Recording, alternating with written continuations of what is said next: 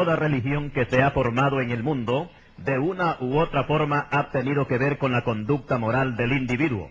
Algunas de estas religiones han desaparecido, pero otras siguen activas en el día de hoy. En la Biblia encontramos la formación de una gran ciudad que surgió después del diluvio y que la historia la ha colocado como la cuna de la civilización. De esta gran ciudad nació también una religión que ha sido identificada como la madre de todas las religiones. Y tanto la una como la otra, o sea, la ciudad y la religión, llevan el mismo nombre. Tenemos algunos datos históricos importantes que compartir, tanto en el aspecto social y político de la ciudad, como también en la parte religiosa. Y por supuesto que la Biblia aporta la parte más importante, donde se nos informa que tanto la ciudad como la religión tendrían que desaparecer, porque no se ajustaban a los planes divinos, y Dios ha dictado su sentencia que no puede ser revocada. A continuación presentamos el tema Las dos Babilonias.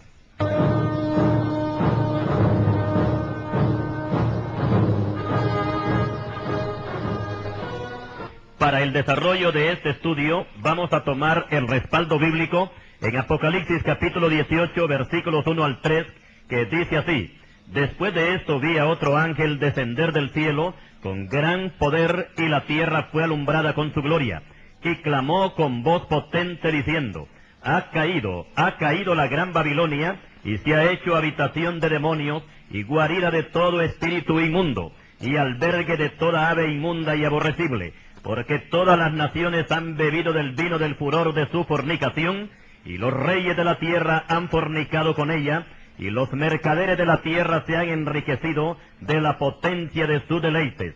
Hasta aquí la cita.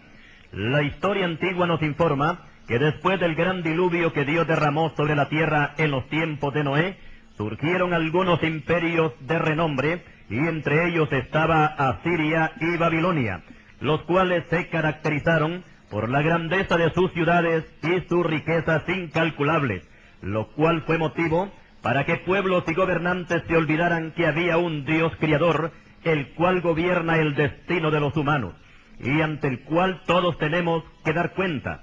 Y por esta causa, de ignorar y no tomar en cuenta a Dios, fue lo que atrajo el juicio divino, y Dios hizo desaparecer estos imperios, los cuales nunca volvieron a levantarse, y hoy no son más que el recuerdo en las páginas de los libros de historia y en las enciclopedias. De Asiria solamente queda un residuo que hoy se conoce como los kurdos, y habitan la región de Kurdistán y están ubicados al norte de Irak. Y ahora vamos a ocuparnos de Babilonia, la gran ciudad que la Biblia le da el título de Copa de Oro, Jeremías 51:7. Babilonia tuvo dos épocas donde llegó a ser una ciudad floreciente. La primera fue en los días de Abraham, 2000 años antes de Cristo, bajo el gobierno de Hammurabi, que es el mismo Anrafel que menciona Génesis 14:1. El segundo período se ubica desde el año 608 antes de Cristo, cuando tomó el mando del imperio Nabucodonosor, hasta el año 539 antes de Cristo, que fue el tiempo cuando cayó Babilonia en mano de los medos y los persas. Aunque tenemos que explicar que cuando se habla de caída, no se habla de una desaparición total de la ciudad, sino de la caída del gobierno, y en el caso de Babilonia, se trata del rey Belsasar, nieto de Nabucodonosor, que cierto día le dio por hacer una fiesta en el palacio real, para lo cual, entre otras cosas, hizo traer los vasos sagrados que Nabucodonosor había traído como botín cuando 70 años atrás se había tomado la ciudad de Jerusalén, y todos los utensilios que se usaban en el templo de Salomón fueron llevados a Babilonia. Pero por lo menos Nabucodonosor respetó esos utensilios y no los ocupó y no fueron profanados. Pero el rey Belsasar tuvo la osadía de usarlos en su fiesta, y esos vasos de oro, que eran sagrados y que en Jerusalén solamente los sacerdotes los podían utilizar, ahora en esos mismos vasos bebían los príncipes impíos y todas las rameras que habían sido invitadas a la fiesta. Esa misma noche Dios dictó sentencia, y en lo encalado de la pared apareció una mano misteriosa que escribió lo siguiente: Mene, mene, tekel, uparsin. La traducción de estas cortas palabras, el profeta Daniel las da a conocer de la siguiente manera: contó Dios tu reino y le ha puesto fin. Pesado has sido en balanza y fuiste hallado falto. Tu reino ha sido roto y dado a los medos y a los persas.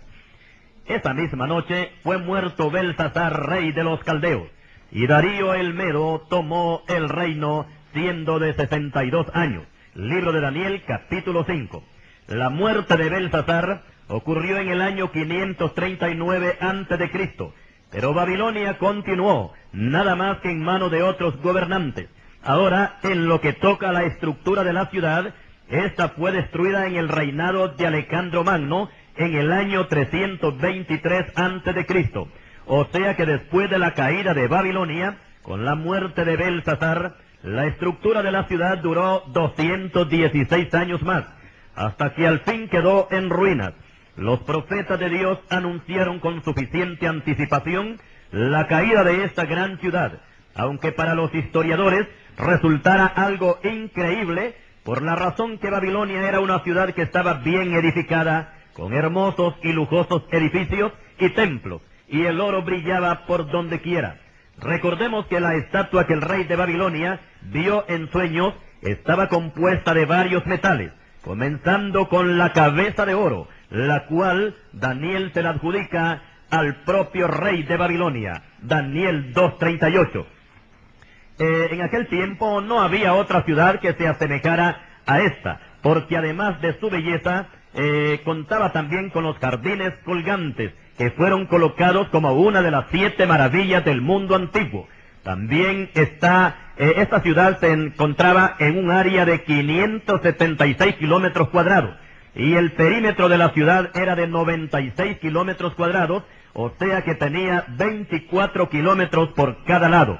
La ciudad estaba rodeada por una muralla de 108 metros de altura y 25 metros de ancho. Esto quiere decir que por encima de esos muros podían correr 6 carros al par. Contaba también con 250 torres por encima del muro, donde los guardias desde sus torreones guardaban la ciudad día y noche. En el palacio de Nabucodonosor se encontraba un trono de oro y un salón para banquetes que medía 51 metros de largo por 17 metros de ancho. Muchas calles en Babilonia medían 45 metros de ancho por 24 kilómetros de largo. También había lujosos templos dedicados a los dioses paganos. El más importante era el templo de Bel, o dios Marduk. Según la mitología babilónica, Marduk era hijo de Bel, aunque para la gente religiosa de aquel tiempo, Bel y Marduk eran la misma cosa, o sea que un solo ídolo representaba a los dos. La ciudad de Babilonia contaba con 53 templos y 180 altares dedicados a la diosa Istar. La estatua de Bel era de oro y junto con su base tenía un peso de 23.000 kilos. Por en medio de la ciudad cruzaba imponente el gran río Éufrates, el que le daba un toque más de belleza a la ciudad. Babilonia era tan grande que podía cubrir con su superficie en ese tiempo a 5 ciudades de Londres juntas. El gran historiador griego Heródoto, conocido como el padre de los historiadores, llamó a Babilonia la ciudad de oro, y hace una descripción de las cosas más importantes de la ciudad, y decía Heródoto: tengo muchas otras cosas que decir de Babilonia, pero son tan fantásticas y tan extravagantes que temo que muchos no van a creer a mis escritos. El profeta Daniel explicó que Nabucodonosor era la cabeza de oro, Daniel 2:38, y por consiguiente él representaba a la gran ciudad. Y fue este mismo Daniel el que profetizó su caída en el reinado de Belsasar, Daniel capítulo 5, versículos 26 al 28. Y no solamente lo profetizó, sino que también vio su cumplimiento. La riqueza y la belleza de esta gran ciudad fue el motivo para que Nabucodonosor se llenara de soberbia, y un día ¿no es esta la gran Babilonia que yo edifiqué para casa real con la fuerza de mi poder y para gloria de mi majestad? Daniel 4:30. Aquí vemos que este rey no le dio la gloria a Dios, sino que la gloria se la adjudicó para sí mismo. Y la Biblia dice que el que se enaltece será humillado. Mateo 23:12. Y eso fue lo que le ocurrió a este rey, ya que fue echado con las bestias del campo, y comía hierba como los bueyes, y su cuerpo se mojaba con el rocío del cielo, y su pelo y sus uñas le crecieron en una forma grotesca como las aves de rapiña, y la mente se le volvió como la de un animal, y en esa condición estuvo por 7 años, hasta que reconoció que a Dios es al único a quien se le tiene que dar toda la gloria. He aquí las palabras de este rey: ahora yo, Nabucodonosor, alabo, engrandezco y glorifico al Rey del cielo, porque todas sus obras son verdaderas y sus caminos son justos, y él puede humillar a los que andan con soberbia. Daniel capítulo 4. Algo parecido le sucedió también a un rey de Judá, llamado Usías, que Dios lo prosperó en todo, y su fama se extendió lejos, porque fue ayudado maravillosamente hasta hacerse poderoso.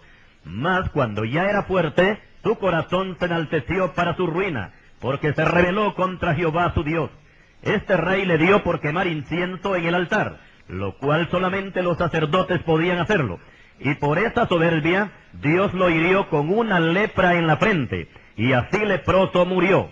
Segundo libro de Crónicas, capítulo 26. A la ciudad de Babilonia Dios tenía que ajustarle cuentas. Oigamos la voz del profeta Isaías anunciando el juicio sobre la ciudad. Parte de esta sentencia dice así: y Babilonia, hermosura de reinos y ornamento de la grandeza de los caldeos, será como Sodoma y Gomorra, a las que trastornó Dios. Nunca más será habitada, ni se morará en ella de generación en generación, ni levantará tienda allí el árabe, ni pastores tendrán allí majada, sino que dormirán allí las fieras del desierto, y sus casas se llenarán de hurones. Allí habitarán avestruces, y allí saltarán las cabras salvajes. En sus palacios aullarán hienas, y chacales en sus casas de deleite, y cercano a llegar está su tiempo, y sus días no se alargarán. Isaías capítulo 13.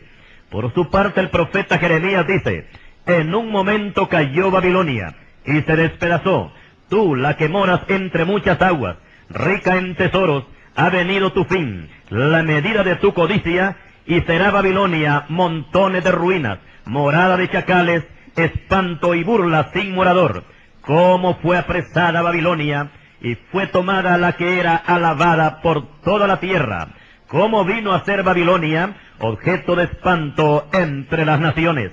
Jeremías capítulo 51. Babilonia pereció y nunca más volvió a levantarse. Alejandro el Grande de Grecia fue el instrumento escogido por Dios para destruir a esa imponente ciudad. Pero como dijimos al principio, que Babilonia, diríamos que cayó Babilonia, pero la religión que ahí se practicaba no cayó, no murió. Los sacerdotes babilónicos tuvieron que buscar otro lugar donde establecerse, y llegaron hasta la India y otros lugares del lejano oriente, donde esparcieron su religión, y aunque los dioses cambiaron de nombre, la religión era la misma. O sea que aquí se pueden ver las dos Babilonias. La Babilonia comercial desapareció, pero quedó la Babilonia religiosa, con toda su idolatría y su paganismo. Y de esta Babilonia que está viva, hablaremos más adelante.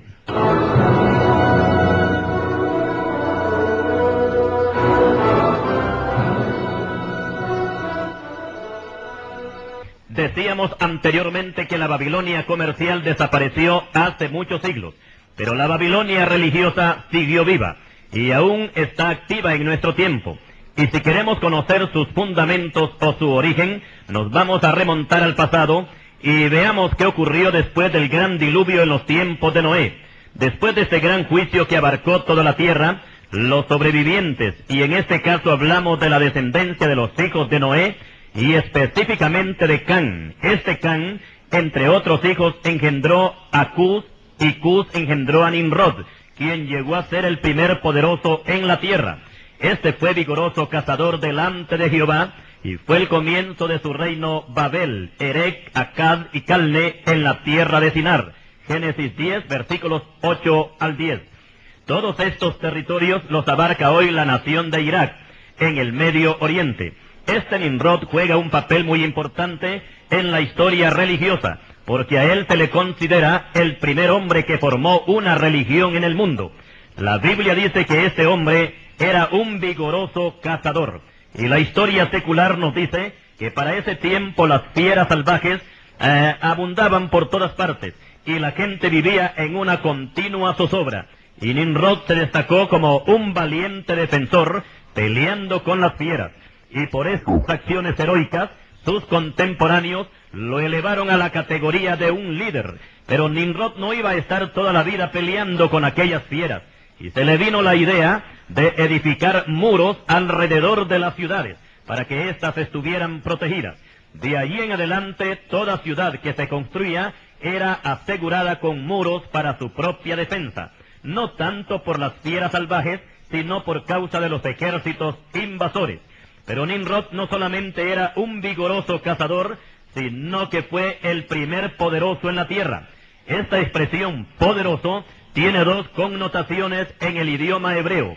En primer lugar quiere decir hostil, contrario a Dios.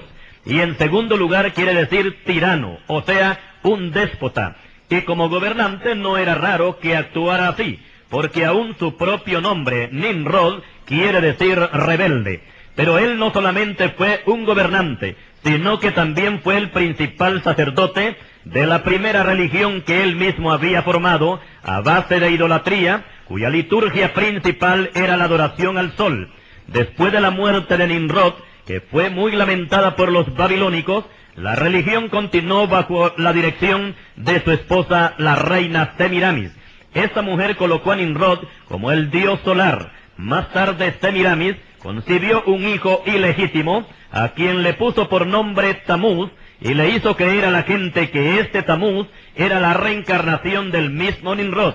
De este Tamuz habla la Biblia en Ezequiel 8:14. Y Semiramis apareció como la reina madre, y Tamuz fue presentado como el Mesías, el Salvador del mundo, usurpando el plan divino de Génesis 3:15, que de una mujer iba a nacer el que le aplastaría la cabeza a la serpiente, refiriéndose al Señor Jesucristo, que fue quien le aplastó la cabeza al diablo cuando nuestro Señor moría en la cruz en el Gólgota, Colosenses 2:15. Y la mujer, en este caso, no se refería a María, sino que en una forma simbólica a la nación de Israel. Apocalipsis capítulo 12, versículos 1 al 6. Cuando hablamos de Semiramis, esposa de Nimrod, estamos hablando de la misma diosa que menciona la Biblia, nada más que con otro nombre, como es el caso de Astarte o Astarot, diosa de los sidonios, a quien Salomón se postró para adorarla. Primer libro de Reyes 11:5. Los israelitas apóstatas tenían a esta misma diosa como la reina del cielo, Jeremías 7:18. En Egipto el nombre era Isis, en Babilonia era Istar, en Grecia era Afrodita, en Roma era Venus, en Asia era Diana, la gran Diana de los Efesios, Hechos capítulo 19, versículo 28. Por otra parte, Nimrod fue representado con el nombre de Bel o Marduk en Babilonia. En Egipto era el dios Osiris, Chemos, el dios de Moab, Milcom, ídolo abominable de los amonitas, conocido también como Moloch, y para los cananeos era Baal, que es el mismo dios Bel de Babilonia. Las naciones antiguas tenían gran cantidad de diosas y dioses, pero los que hemos mencionado son los que ocupan el primer lugar.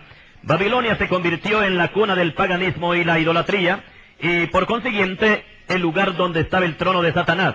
Y fue hasta el año 487 a.C., cuando el rey Artajerjes echó fuera a los sacerdotes babilónicos de la ciudad, llevando consigo estos la religión que practicaban, y se establecieron en Pérgamo, ciudad del Asia Menor, y continuaron esparciendo su falsa doctrina por todas las ciudades asiáticas. Y Satanás puso su trono en la ciudad de Pérgamo, Apocalipsis 2:13. Explicamos que el dios más famoso que menciona la Biblia es Baal, que quiere decir Dios del fuego y del poder, y su símbolo era un hacha de guerra. También este falso dios representaba la inmoralidad, el materialismo y la avaricia. Cuando Jezabel fue escogida como reina de los sidonios para ser la esposa del rey Acab de Israel, ella hizo un pacto con Baal. Eso quiere decir un pacto con el diablo, que le iba a entregar una ofrenda especial, y esa ofrenda era su esposo y todo el pueblo de Israel. Y ya todos conocemos la historia y todo lo que hizo Jezabel durante su mandato como reina, porque quien mandaba era ella y no el rey Acab. Jezabel tenía nada menos que 950 sacerdotes, quienes comían de balde, porque ella los mantenía con los impuestos que pagaba el pueblo. Primer libro de Reyes, capítulo 18 y versículo 19. A 450 de estos sacerdotes impíos, Elías los degolló, porque no pudieron demostrar que Baal era Dios. Primer libro de Reyes, capítulo 18, versículos 20 al 40. Con el tiempo, la religión babilónica se fue extendiendo por muchos lugares, y llegó a tener tanta influencia que aún los líderes religiosos llegaron a ser más respetados que los mismos gobernantes. Cuando el imperio griego cayó en el año 65 a.C., Roma entró en el escenario mundial, primero como una república y después como un imperio, siendo Julio César el primer emperador romano. A este le siguió Augusto César, quien tomó el mando del imperio en el año 31 a.C. hasta el año 14 después de Cristo, gobernando 45 años. En este gobierno fue que nació nuestro Señor Jesucristo en Belén de Judea, según Lucas 2, versículos 1 al 7. Este Augusto César fue el primero que reclamó adoración hacia su persona, haciéndose pasar por Dios, y mandó hacer estatuas de él mismo para que fuera adorado. Y los demás emperadores continuaron con este mismo sistema. Y esta fue una de las causas principales de la persecución imperial en contra del cristianismo. Explicamos que los gobernantes babilónicos, influenciados por la religión, implantaron el culto a la carne, poniéndose ellos mismos como dioses, y adoptaron el título de Pontífice Máximo. Y con este título, según ellos, traspasaban el ámbito terrenal para entrar a gobernar en el mundo espiritual. Aclaramos que cuando nuestro Señor Jesucristo nació en Belén de Judea, Babilonia ya no existía como imperio. Pero la religión, el sacerdocio, las costumbres y los títulos no habían desaparecido, y Roma los adoptó en una forma íntegra, comenzando con el título de Pontífice Máximo.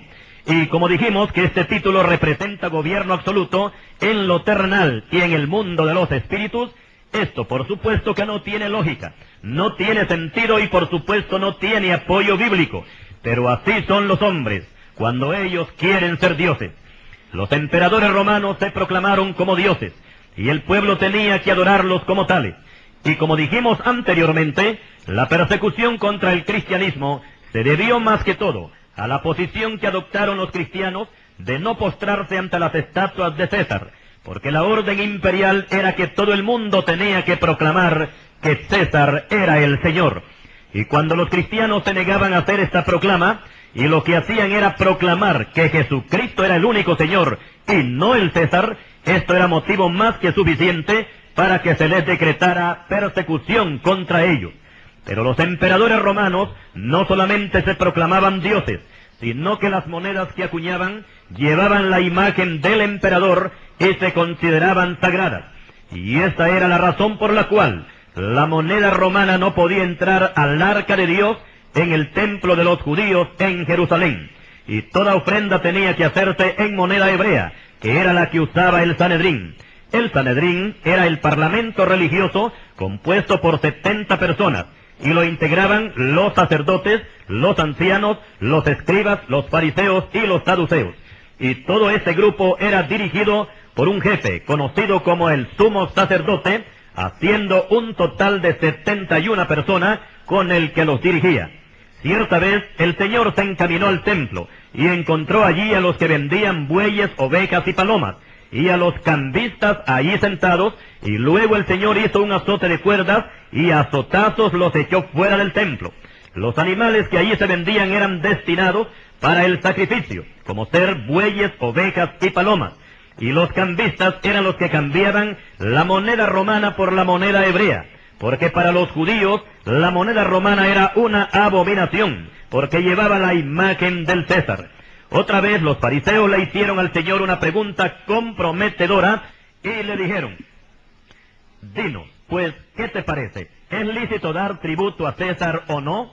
Pero Jesús, conociendo la malicia de ellos, les dijo: ¿por qué me tentáis, hipócritas?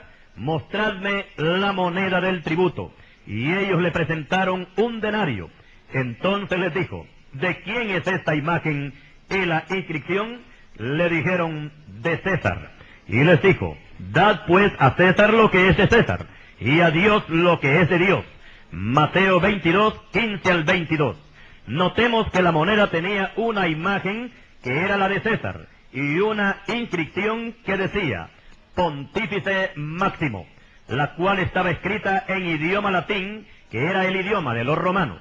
Y ese título era el más grande que se podía obtener, aún más que el de emperador, porque el emperador estaba limitado al dominio terrenal, pero como máximo pontífice adquiría el título de Dios. Actualmente el Museo de Londres conserva algunas de estas monedas antiguas. Todos los emperadores fueron ostentando este título, y esto duró hasta el año 376 de la era cristiana, cuando el emperador Graciano se negó rotundamente a heredar ese alto grado de pontífice máximo, porque lo consideró pagano y blasfemo, y él tuvo que reconocer que él era solamente hombre y no Dios. Pero ya para ese tiempo la religión católica había escalado una alta posición, tanto en lo religioso como en lo político. Explicamos que el catolicismo romano dio sus primeros pasos con la falsa conversión del emperador romano Constantino en el año 313 de nuestra era. En el año 325 se oficializó la religión con el primer concilio que se llevó a cabo en una ciudad del Asia Menor conocida como la ciudad de Nicea, y este concilio fue conocido como el Concilio de Nicea, el cual fue presidido por Constantino, ya que él se consideraba como cabeza de la iglesia. En el año 376, Graciano, el emperador romano, despreció el título de Pontífice Máximo, y en el año 378, el obispo Dámaso fue el primero en adoptar este título, por cuanto Graciano lo había rechazado, y de esta manera, el obispo católico romano se convierte en el primer hombre Dios dentro del catolicismo. De ahí en adelante los obispos católicos ostentaron este mismo título, y el catolicismo romano cada día se hacía más fuerte. Y después de la caída del Imperio Romano en el año 476, la religión católica escaló otras posiciones más altas, y en el año 590 se decretó un puesto más alto que el de obispo, y apareció el primer papa, cargo que recayó sobre Gregorio I, y fue el primer papa que se sentó en el trono del Vaticano. En las lujosas vestiduras con que fue coronado este papa, iba incluida una tiara que es una triple corona, que la parte de arriba simboliza la cabeza de un pescado con la boca abierta. Al pie de esta tiara tenía escrito Máximo Pontífice, y otras letras en latín decían Vicaris Filii Dei. Esto quiere decir representante del Hijo de Dios en la tierra. Pero con respecto a la doctrina católica romana surge una duda: ¿a quién representa el Papa? ¿A Cristo o al Anticristo? Continuaremos.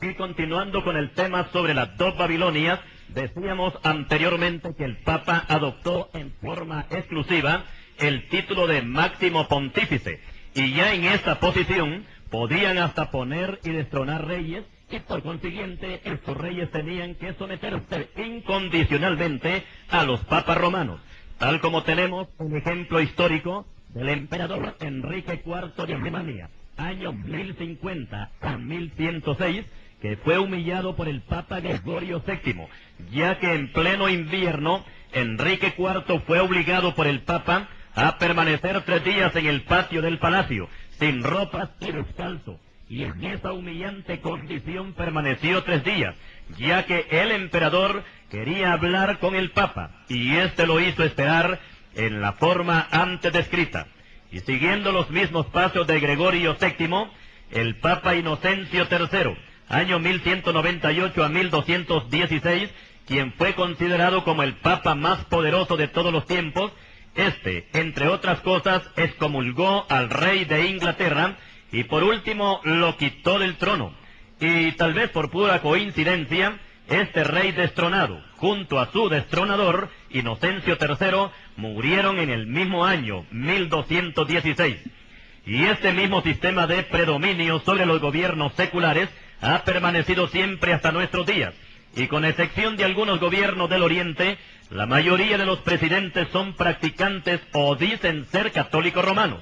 Y algunos no solamente han pertenecido a esta religión, sino que también han atacado a los oponentes en una forma violenta, tal como sucedió con la famosa y mal llamada Santa Inquisición, donde los inquisidores contaban con el apoyo de los gobiernos para llevar a cabo su macabra tarea de asesinar, principalmente a los creyentes evangélicos, que eran los que más se oponían a su sistema de doctrina.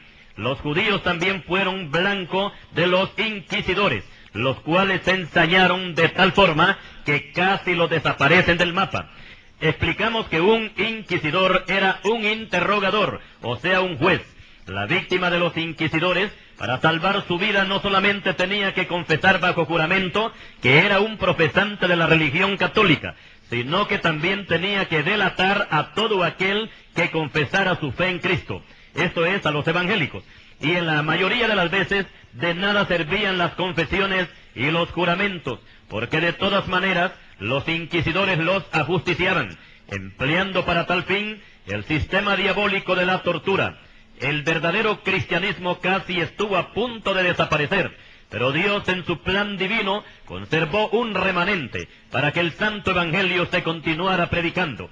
La forma en que los inquisidores mataban a sus víctimas era por medio de crucifixiones, quemados en la hoguera, echándoles plomo derretido en la boca, colgándolo de los pies con la cabeza hacia abajo, arrancándole las uñas con tenazas e insertándoles agujas en los ojos, poniéndoles fierros al rojo vivo en la piel.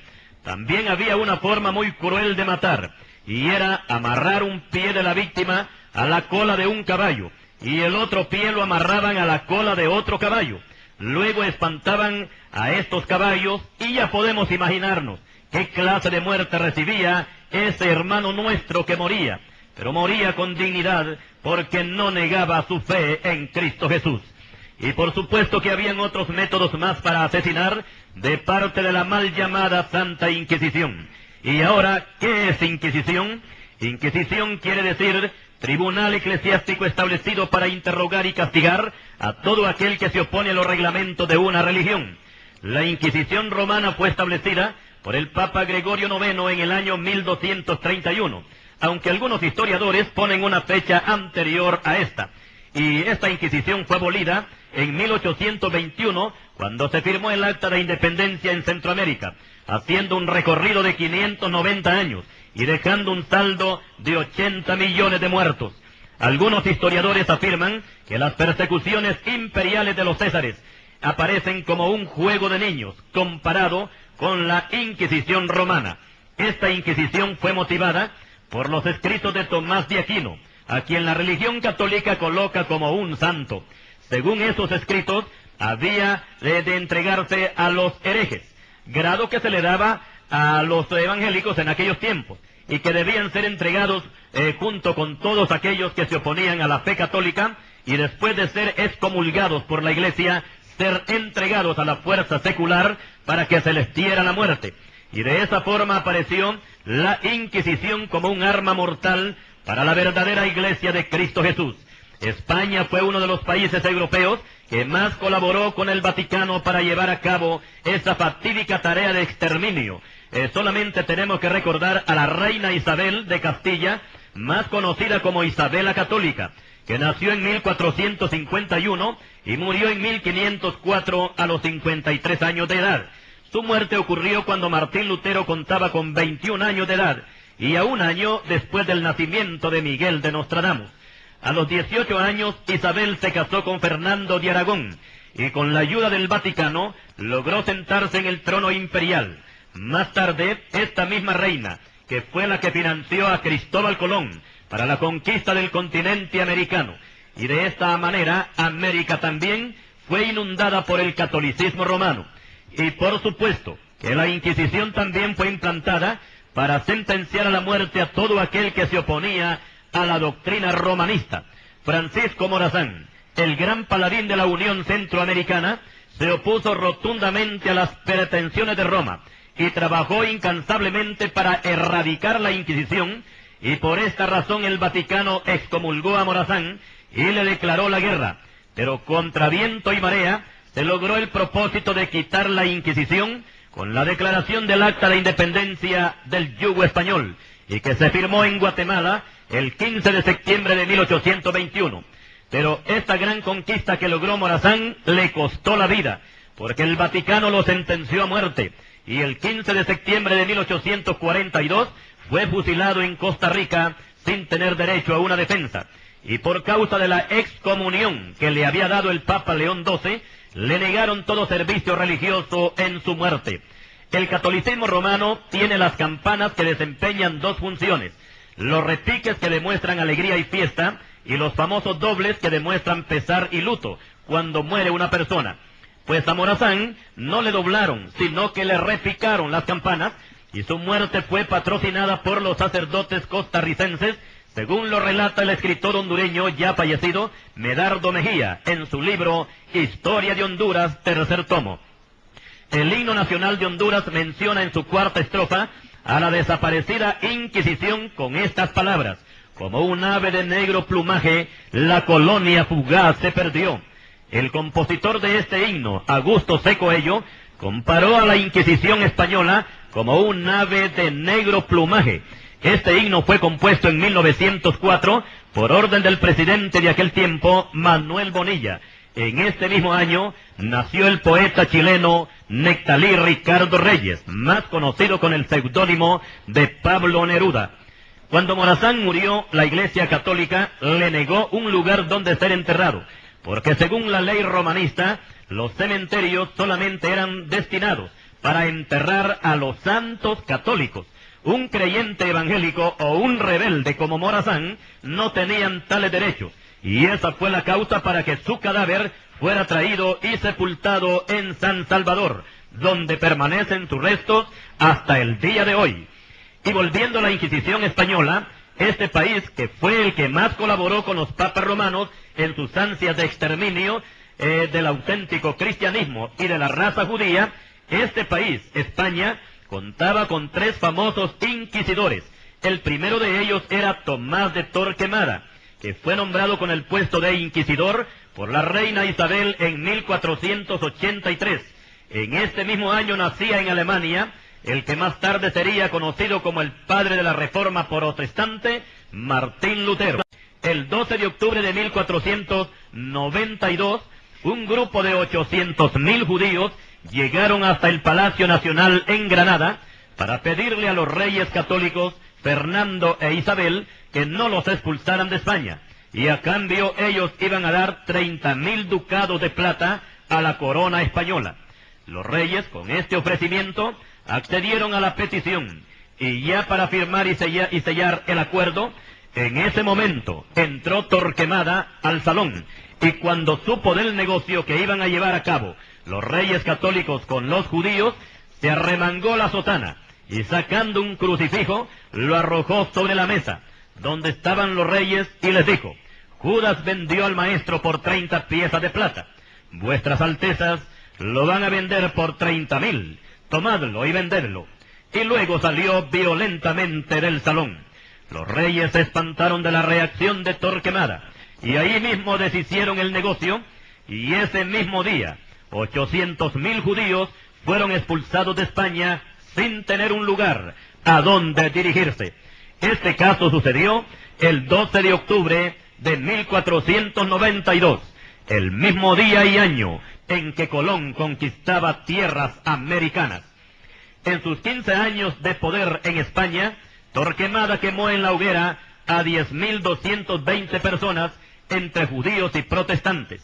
Torquemada murió en 1498, en este mismo año moría en la hoguera, por orden del Papa Alejandro VI, uno de los precursores de la Reforma protestante, Jerónimo de Savonarola.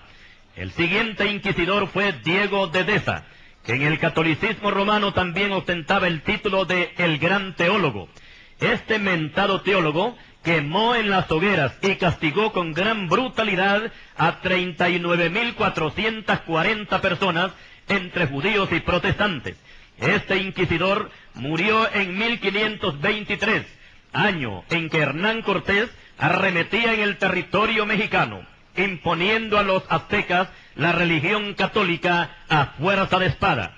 Y el cacique Moctezuma, quien recibió con honores a Cortés, después lo sentenció a la muerte.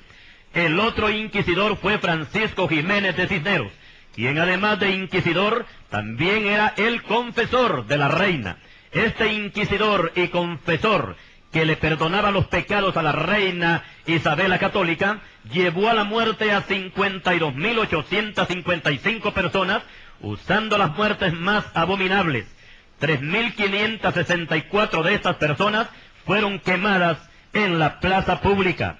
Cisneros murió en 1517, año en que Martín Lutero clavaba sus 95 tesis en la puerta de la Catedral de Wittenberg en Alemania. Explicamos que estos tres inquisidores que hemos mencionado eran sacerdotes de alto rango que pertenecían a la Compañía de Jesús, más conocidos como los jesuitas, y eran los que formaban el grupo armado del Vaticano como el Santo Oficio. La orden jesuita fue fundada por el sacerdote Ignacio de Loyola, que la religión católica lo tiene en su lista interminable de santos. Continuaremos.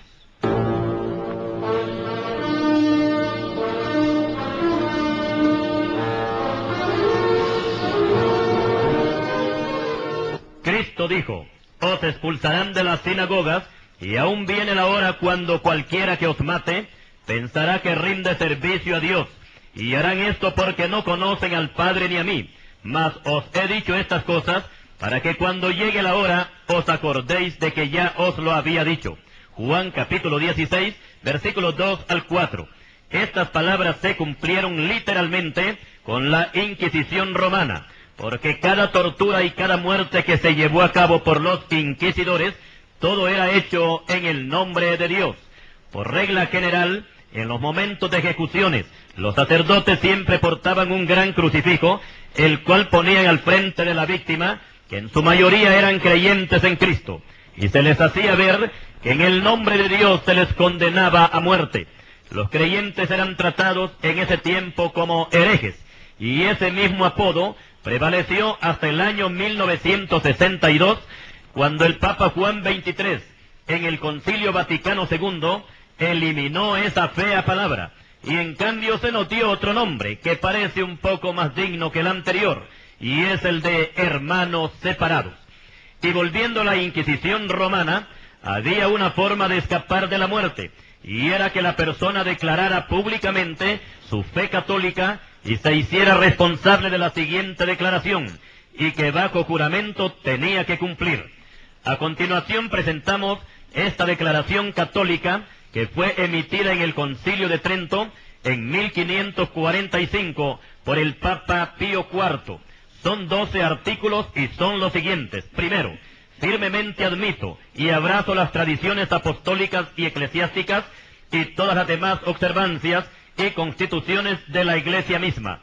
Segundo, admito también las Santas Escrituras según el sentido que ha mantenido nuestra Santa Madre Iglesia, a la cual le corresponde juzgar el verdadero sentido e interpretación de las Escrituras.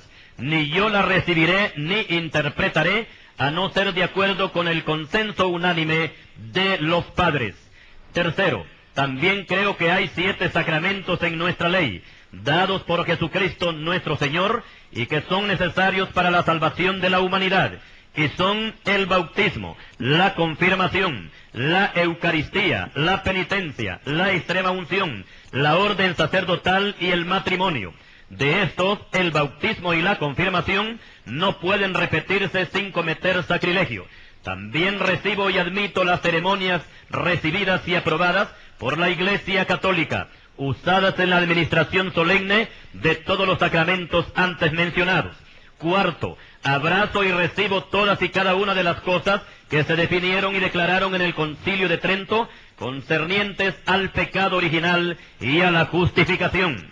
Quinto, de igual modo creo que en la misa se ofrece a Dios un sacrificio verdadero en favor de los vivos y de los muertos, y que en el Santísimo Sacramento de la Eucaristía están verdaderamente y real y sustancialmente el cuerpo y la sangre, junto con el alma y la divinidad de nuestro Señor Jesucristo, y que ocurre una transformación de toda la sustancia del vino en la sangre, conversión a la cual la Iglesia Católica llama transustanciación.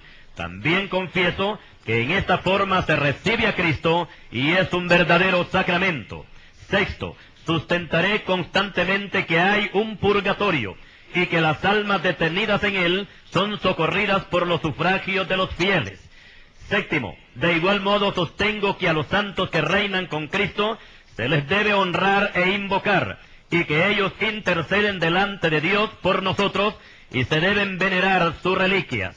Octavo, muy firmemente asevero que se pueden tener y conservar las imágenes de Cristo, de la siempre Virgen Madre de Dios y de los demás santos, y que se les debe tributar debida honra y veneración.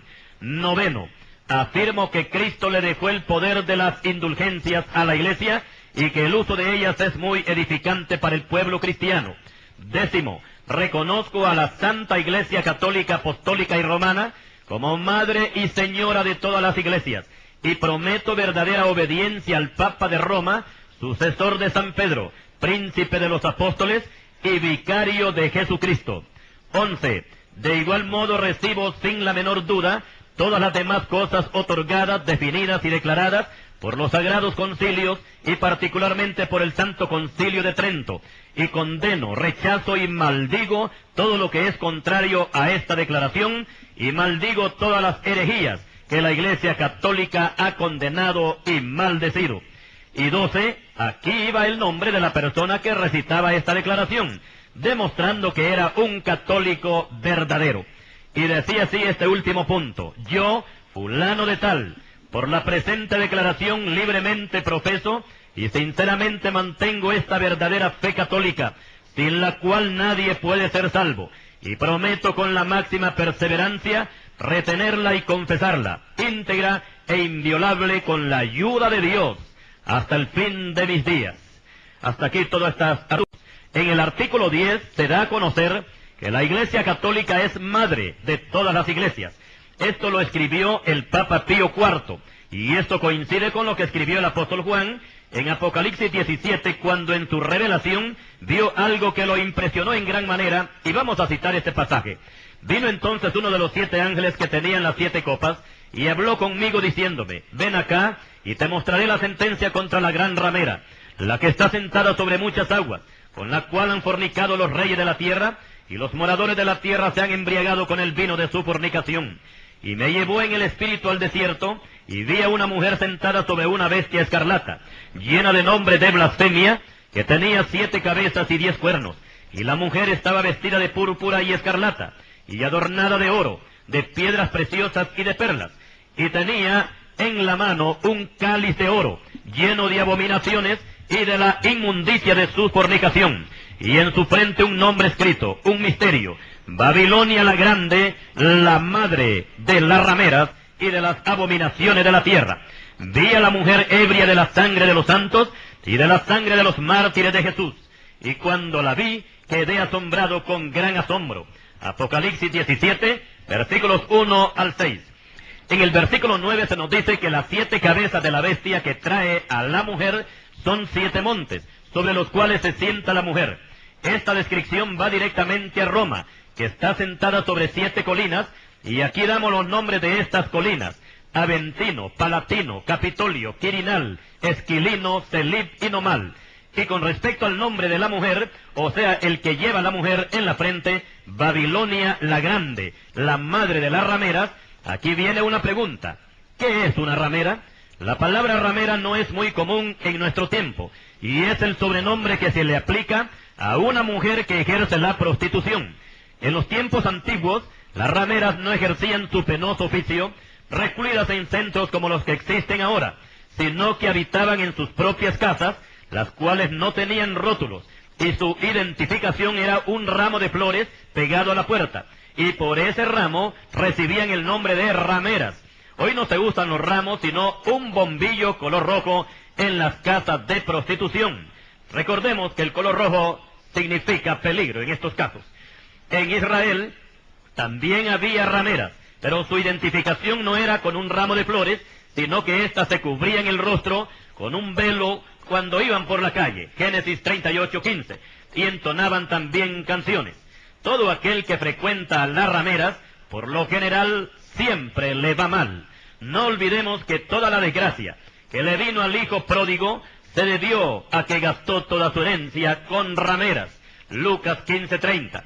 Y ahora, analizando esta misma palabra en el sentido espiritual, es cuando una persona o una nación, amparados en un sistema religioso, en vez de adorar a Dios en espíritu y en verdad, adoran a Satanás a través de un sistema de idolatría, tal como es el caso de la Iglesia Católica Romana, que se alejó de los mandamientos de Dios para seguir la doctrina babilónica, o sea, una mezcla de hechicería, paganismo e idolatría. A continuación vamos a poner algunos nombres que usa el Vaticano y que no aparecen en las Escrituras. Aquí están estos nombres: hostia, sacristía, sacramento, extrema unción, pecado venial, Ave María, Santa María, la Concepción, la misa, novenario, purgatorio, responso, letanías, confesionario, altar mayor, campanario, convento, fraile, abad, monja, monasterio, terciario, beata, celibato, misa del gallo, cuerpo presente, solideo, su santidad, papa, cardenal, cura, prelado, nuncio, catecumenado, catecismo, rosario, rezar, sacristán, comulgar, santo entierro, basílica, el Santísimo, monseñor, sacrilegio, plegaria, romería, estampa, agua bendita, crucifijo, candela, cuaresma, Semana Santa, Via Crucis, camándula, Navidad, homilía, feria patronal, santo patrono, sotana, Vaticano, santo oficio, santos óleos, confirmación, acólito, medallas, católico, niño Dios, cuerpo de plata, penitencia, Te Deum, Virgen María, Legión de María, cuerda de San Francisco, santo sudario, la Santa Cruz, escapulario, absolución, convivencia, ascensión de María, María, Madre de Dios, castidad, Pedro, el primer Papa, devoto, nunciatura, corazón de Jesús, excomunión, novicia, día de finados, día de todos los santos, y un largo etcétera en todas estas palabras, porque hay muchas más. Estas y muchas otras frases y palabras no aparecen en las Escrituras. Fueron heredadas de la religión babilónica, y con toda la garantía que nos presentan las Sagradas Escrituras, podemos decir que todo aquel que se ampare en la doctrina católico-romana jamás podrá ser salvo. La doctrina bíblica es: arrepentíos y creed en el Evangelio. Esa es la palabra que Cristo nos dejó. Pablo dijo al carcelero de Filipo: cree en el Señor Jesucristo y serás salvo tú y tu casa. Hechos 16:31. Pablo no dijo que creyeran en María o en los apóstoles, sino que creyeran en Jesucristo para ser salvos. Ahora, ¿qué significa el bautismo de niños? Este es un rito o dogma practicado por el catolicismo romano y nunca practicado por la verdadera Iglesia del Señor Jesucristo. Y no encontramos ningún apoyo bíblico el que un niño se convierta en un cristiano por medio del bautismo, como lo practica la religión católica. Preguntamos, ¿por qué los sacerdotes se preocupan tanto por el bautismo de niños? Eso lo vemos siempre en los periódicos, en las páginas sociales. Ahí aparecen gente católica bautizando niños con los sacerdotes. Pero veamos el peligro que encierra esta práctica, y que los padres católicos, en este caso me refiero a los padres de los niños, que en verdad ellos no conocen la doctrina bíblica, cuando el sacerdote practica esa ceremonia, no es que está convirtiendo al niño en un cristiano, sino que está haciendo, óigase bien, lo que está haciendo el cura en ese momento con ese niño es un pacto con el Vaticano. De allí en adelante, esa criatura tendrá dos patrias, la de su país y la del Vaticano. Y ya grande este niño tendrá que defender, pelear y hasta morir por un sistema religioso que él mismo no conoce. Cristo dijo el que creyere y fuere bautizado será salvo. Esto lo encontramos en Marcos 16:15. El Vaticano contradice a Cristo y bautiza sin que el niño haya creído. Además, la doctrina bíblica es bautizar hombres y mujeres, no niños. Los creyentes en Cristo tenemos dos patrias: el país en que nacimos y el cielo. Nos dice Filipenses 3, versículo 20. Amigo católico, ¿quiere usted cambiar el Vaticano por la patria celestial? Le aconsejo que en este momento reciba a Cristo como su Salvador y salga de las tinieblas a la luz y de la muerte a la vida, del error a la verdad. Le recordamos también que este estudio consta de 2 volúmenes. En la segunda parte usted conocerá cómo terminó la Inquisición en España. También expondremos con todo su contenido todo lo que implica lo que concierne a dogmas y tradiciones que emplea el catolicismo romano para tener siempre enlazado a un grupo de personas que desconocen totalmente lo que es la palabra de Dios. Y así, de esta forma, estamos dando por finalizado el primer volumen de este interesante tema sobre las 2 Babilonias. Que el Señor le bendiga.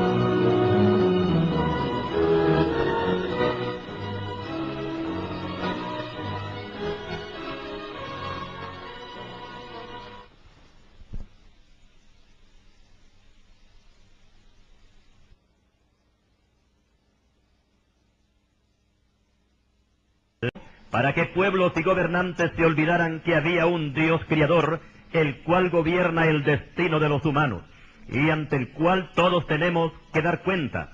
Y por esta causa, de ignorar y no tomar en cuenta a Dios, fue lo que atrajo el juicio divino, y Dios hizo desaparecer estos imperios, los cuales nunca volvieron a levantarse, y hoy no son más que el recuerdo en las páginas de los libros de historia y en las enciclopedias.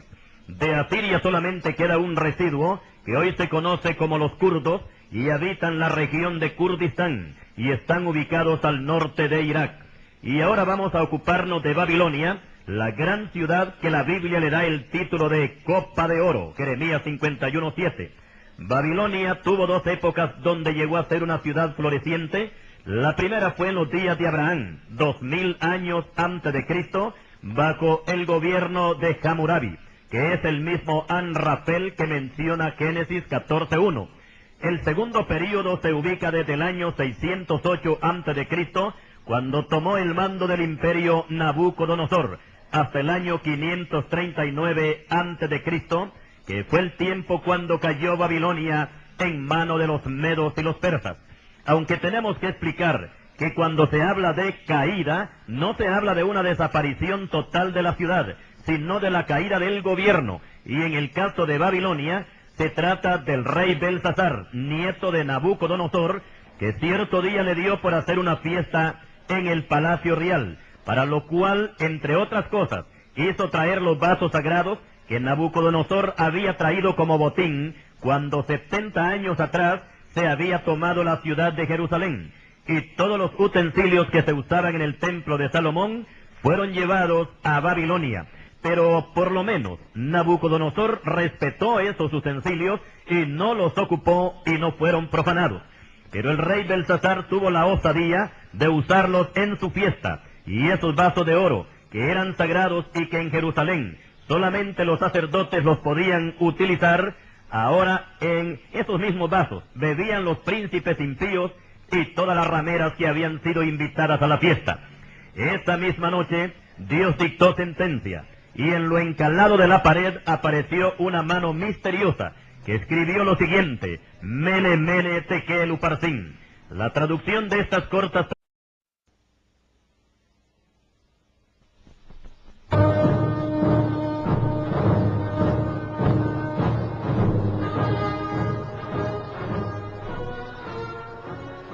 Toda religión que se ha formado en el mundo, de una u otra forma ha tenido que ver con la conducta moral del individuo. Algunas de estas religiones han desaparecido, pero otras siguen activas en el día de hoy. En la Biblia encontramos la formación de una gran ciudad que surgió después del diluvio y que la historia la ha colocado como la cuna de la civilización. De esta gran ciudad nació también una religión que ha sido identificada como la madre de todas las religiones. Y tanto la una como la otra, o sea, la ciudad y la religión, llevan el mismo nombre. Tenemos algunos datos históricos importantes que compartir, tanto en el aspecto social y político de la ciudad, como también en la parte religiosa. Y por supuesto que la Biblia aporta la parte más importante, donde se nos informa que tanto la ciudad como la religión tendrían que desaparecer, porque no se ajustaban a los planes divinos, y Dios ha dictado su sentencia que no puede ser revocada. A continuación presentamos el tema Las dos Babilonias.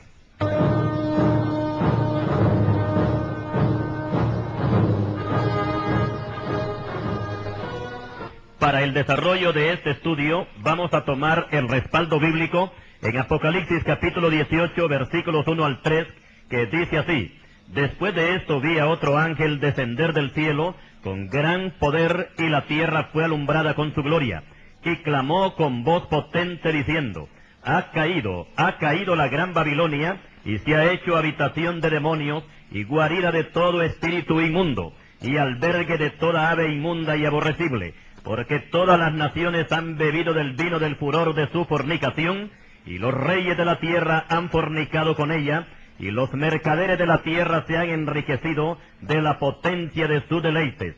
Hasta aquí la cita. La historia antigua nos informa que después del gran diluvio que Dios derramó sobre la tierra en los tiempos de Noé, surgieron algunos imperios de renombre, y entre ellos estaba Asiria y Babilonia, los cuales se caracterizaron por la grandeza de sus ciudades y sus riquezas incalculables, lo cual fue motivo, palabras, el profeta Daniel las da a conocer de la siguiente manera: contó Dios tu reino y le ha puesto fin, pesado ha sido en balanza y fuiste hallado falto, tu reino ha sido roto y dado a los medos y a los persas. Esa misma noche fue muerto Belsasar, rey de los caldeos, y Darío el Medo tomó el reino siendo de 62 años. Libro de Daniel, capítulo 5.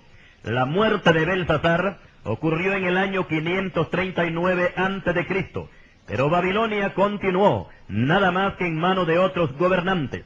Ahora, en lo que toca a la estructura de la ciudad, esta fue destruida en el reinado de Alejandro Magno en el año 323 a.C., o sea que después de la caída de Babilonia, con la muerte de Belsasar, la estructura de la ciudad duró 216 años más, hasta que al fin quedó en ruinas. Los profetas de Dios anunciaron con suficiente anticipación la caída de esta gran ciudad, aunque para los historiadores resultara algo increíble, por la razón que Babilonia era una ciudad que estaba bien edificada, con hermosos y lujosos edificios y templos, y el oro brillaba por donde quiera. Recordemos que la estatua que el rey de Babilonia vio en sueños estaba compuesta de varios metales, comenzando con la cabeza de oro, la cual Daniel se la adjudica al propio rey de Babilonia. Daniel 2:38.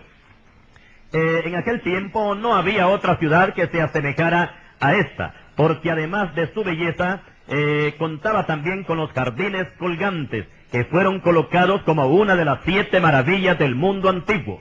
También esta ciudad se encontraba en un área de 576 kilómetros cuadrados, y el perímetro de la ciudad era de 96 kilómetros cuadrados, o sea que tenía 24 kilómetros por cada lado.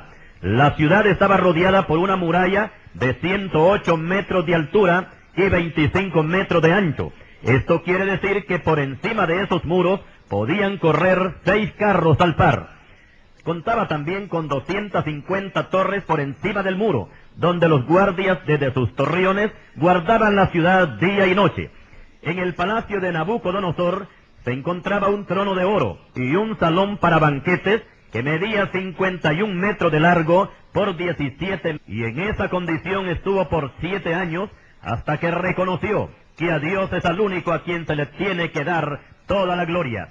He aquí las palabras de este rey: ahora yo, Nabucodonosor, alabo, engrandezco y glorifico al Rey del cielo, porque todas sus obras son verdaderas y sus caminos son justos, y él puede humillar a los que andan con soberbia. Daniel capítulo 4.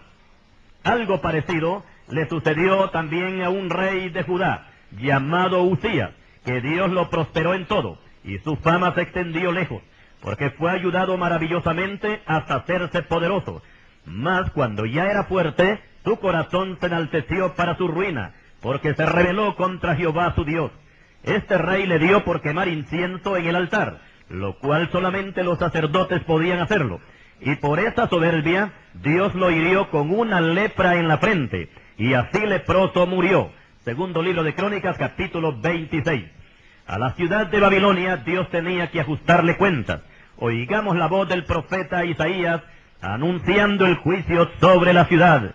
Parte de esta sentencia dice así: y Babilonia, hermosura de reinos y ornamento de la grandeza de los caldeos, será como Sodoma y Gomorra, a las que trastornó Dios.